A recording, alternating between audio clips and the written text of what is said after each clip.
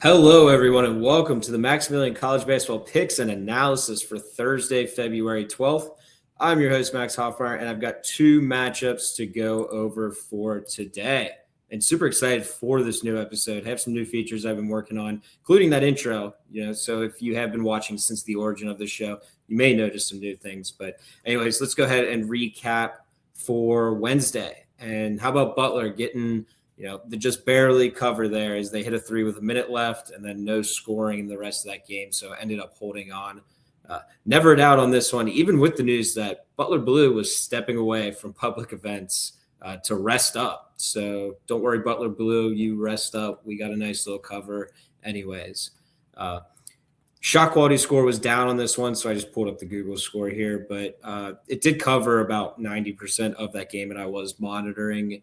And we expected that one to be close. We had Butler absolutely in that game. So we got a win and deserved it. So at least going to do 1-0 here. San Diego is currently playing as of this recording. So whenever I edit it, I will flash the score. Hopefully it's a good one. But regardless, either going to be a 2-0 or a 1-1. So sitting at 38-30 on the year. So not too bad. But let's go ahead and jump into today's plays. I've got a pair of them on deck.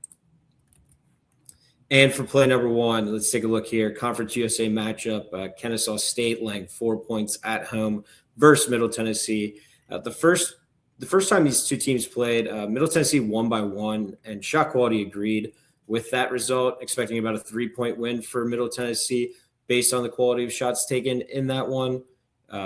One thing that will be a little different here is no Simeon Cottle for Kennesaw, who scored about 12. He scored 12 points in that first matchup, and Kennesaw is about 8 points worse per 100 possessions without him. He was named in that gambling scandal, so hasn't been playing, obviously, and will be without him here in this game as well. This Kennesaw defense ranks 6th in the conference, but where they really excel is interior defense, only allowing 46% on two-pointers, which is first in the conference for Kennesaw's defense. That impact, though, won't be as dramatic here as Middle Tennessee, they operate outside the arc. They shoot the three ball a lot, and they're first in three-point frequency in Conference USA. So not expecting Kennesaw's, stout interior defense to be a huge effect here.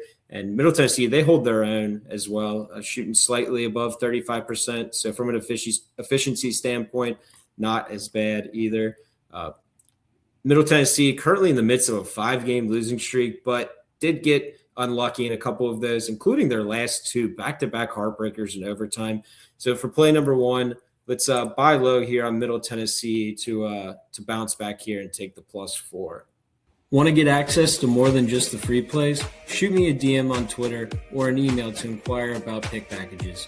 We are currently up over 50 units, and there's still plenty of time to get in on our discounted college basketball packages from now through the end of the season, and including March Madness. Now back to the action.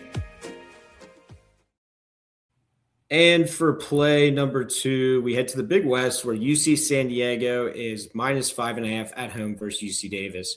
Tritons return home from the island after a loss at Hawaii, which was much of the same for them in conference play, as they shot 27% from deep.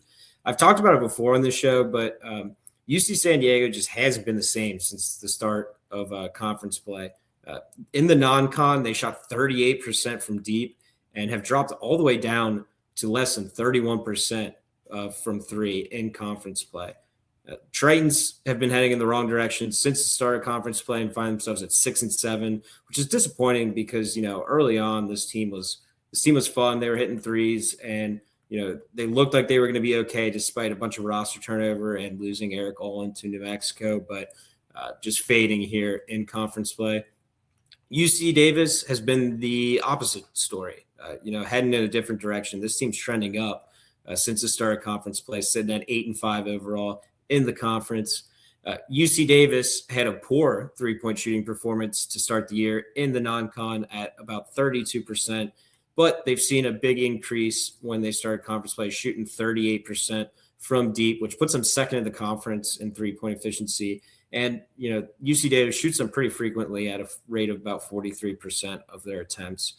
These teams already played once, and it was a 6-point win for UC San Diego, but a little lucky there. as we expected UC Davis to win that one by about 4 based on the quality of shots taken in that first matchup. So for round 2, let's go ahead and take UC Davis plus 5.5 to bounce back and, the narrative of these teams heading opposite directions to continue. And that is all for today's episode. Thanks for watching, and go ahead and like and subscribe so you don't miss any future episodes, and best of luck on the plays.